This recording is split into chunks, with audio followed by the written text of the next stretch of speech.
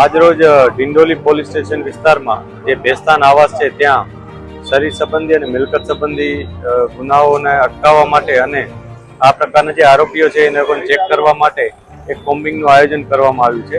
આ કોમ્બિંગમાં zone 2ના 5 police સ્ટેશનમાંથી પોલીસની ટીમો બનાવી અને જુદી જુદી ટીમો અહીંયા બનાવવામાં આવી છે, જેમાં 6 અલગ અલગ ટીમો છે, જેમાં અમે મહિલા પોલીસ પણ સામેલ રાખી છે.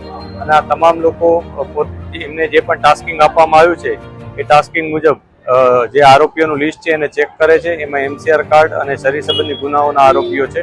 આ ઉપરાંત અગાઉ કોઈ ડ્રગ્સ કે એ પ્રકારના ગુનામાં જે સંડોવાયેલા છે એમને પણ અમે ચેક કરી રહ્યા છીએ, એમના ઘરો ચેક કરી રહ્યા છીએ.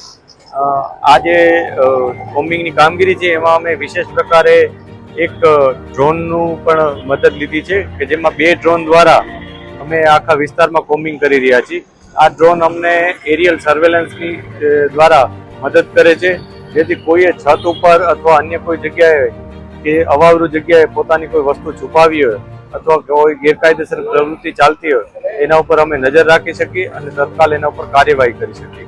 આના માટે અમે 2 ડ્રોનની મદદ લીધી છે અને જે ડ્રોનમાં રેકોર્ડિંગ પણ થાય છે અને એમાં અમે એના સાથે લાઇટિંગ પણ છે, જેથી અંધારામાં પણ અમે સારી રીતના એનું સર્વેલન્સ કરી શકીએ.